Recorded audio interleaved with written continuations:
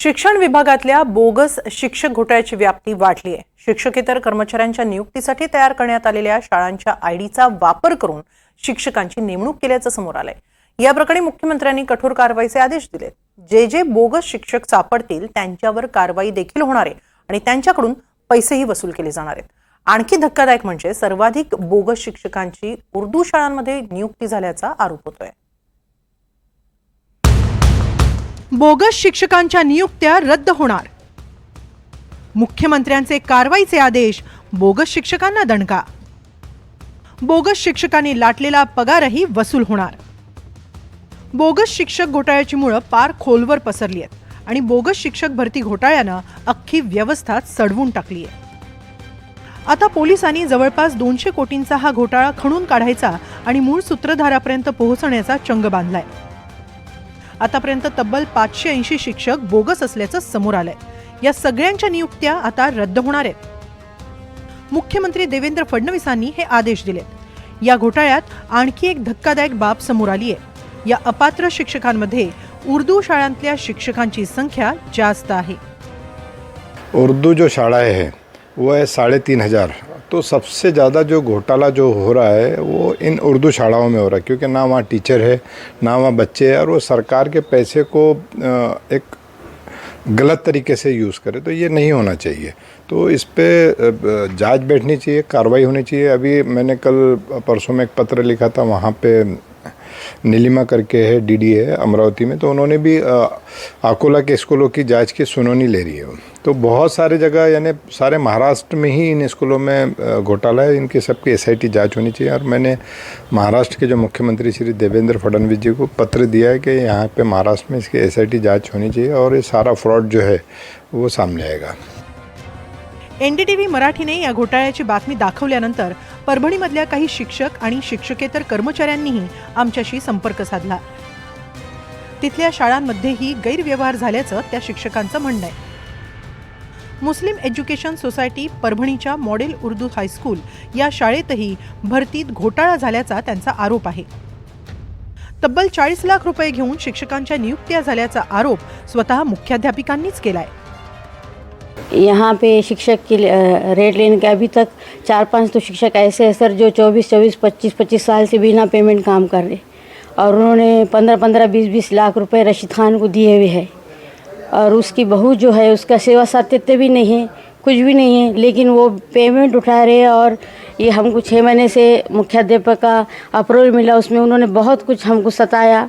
ये आपने आवाज़ उठाई इसके लिए कार्रवाई की आपके ऊपर? हाँ जी। ऐसे पैसे लेके कितने लोगों को लगाया होगा उन्होंने? ऐसे तो सर अभी 5-6 लोग जो है अभी पैसे देकर उनके कुछ भी उनकी कार्रवाई नहीं हुई है। पैसे देके 25-24 साल हो रहे उनके सर्विस कर रहे हो विदा। उनकी बहू सब इन सब से पीछे से आके पेमेंट भी उठा रहे हैं और उसको सेवा सत्य भी नहीं है अभी उनकी। और ये नौकरी लगाने के लिए कितने पैसे लिए होंगे? उन्होंने सर 20 लाख, 22 लाख, 18 लाख ऐसे लिए हुए। 25 लाख भी चल रहे अभी।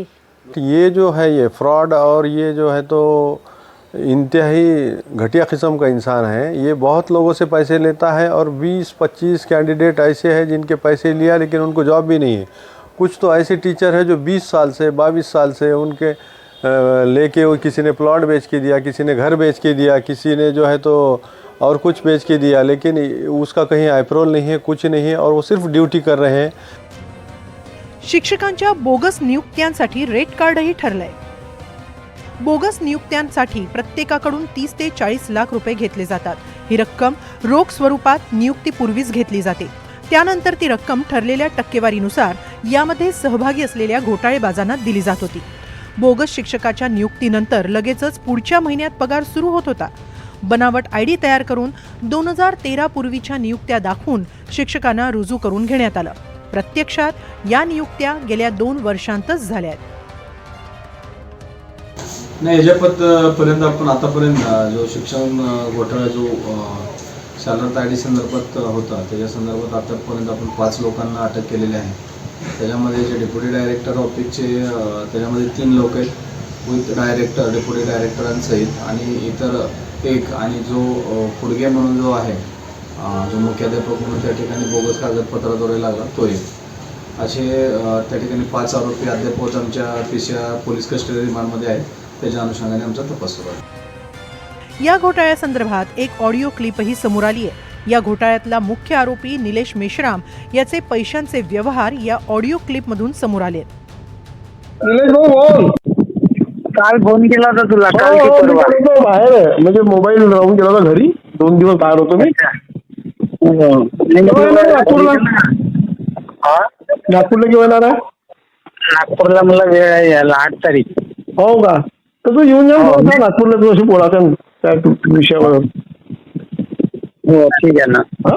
काय करायचं काय आता आपल्याला? आपल्याला काय नाही, ते फाईल दाखवून दे थोडीशी. केलं ना ते. हा?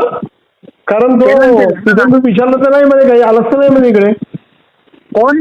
नाही पाठवायचं राहिलं ना, तर मी येणार नाही तोपर्यंत पाठवीन कसं? अच्छा अच्छा, फाईल जेवढं तुझ्याकडे लेट आहे आहे का? तेवढं चांगलं आहे ना ते. हा, फाईल तुझ्याकडे आहे. मला काय वाटलं का तू पाठवून दिली तिकडे समोर, असं वाटलं मला. नाही, जेवढं लेट होईल तेवढं चांगलं आपल्यासाठी ते. बरं बरं, ठीक आहे. तू येऊन जा ना नागपूरला आता 2 दिवस तीच हो मी तर येतो, पण मी तुला एक नंबर देतो. हा. मला त्याच्यात अर्जंट सुद्धा आधार कार्ड.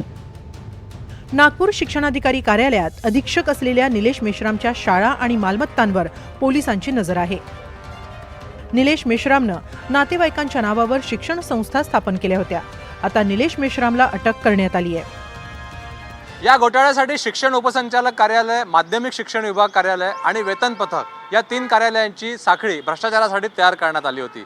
एखाद्या शिक्षकाच्या नियुक्तीचा प्रस्ताव आला की या तिघांनी आपापसात वाटाघाटी करून तो मंजूर केला जात असे. त्यामध्ये सर्वांचा वाटा हा भ्रष्टाचारासाठी निश्चित केला जायचा. आता या बोगस शिक्षकांच्या बँक खात्यातल्या पगाराच्या नोंदी तपासल्या जाणार आहेत. त्यांनी आतापर्यंत घेतलेला पगारही त्यांच्या अकाउंटमधून काढून घेतला जाईल आणि बोगस शिक्षक आणि त्यांची नेमणूक करणाऱ्या सगळ्यांना शिक्षाही होणार आहे. या प्रकरणी कुणालाही सोडणार नाही असा कठोर इशारा मुख्यमंत्र्यांनी दिला. या घोटाळ्यात सहभागी प्रत्येक शिक्षकाकडून नोकरी लावण्यासाठी 30 ते 40 लाख रुपये लाच घेतल्याचं समोर आलं आहे. या घोटाळ्यात एकूण 580 शिक्षक अवैधपणे नोकरीवर रुजू झाले आहे. यावरून या घोटाळ्याचा व्यापक स्तर लक्षात येतो. आता यामधल्या नेमक्या जबाबदारांवर कारवाई कशी होते हे आगामी टप्प्यात स्पष्ट होईल. व्हिडिओ जर्नलिस्ट विनय शुक्लासह प्रवीण मुधोळकर, NDTV मराठी, नागपूर.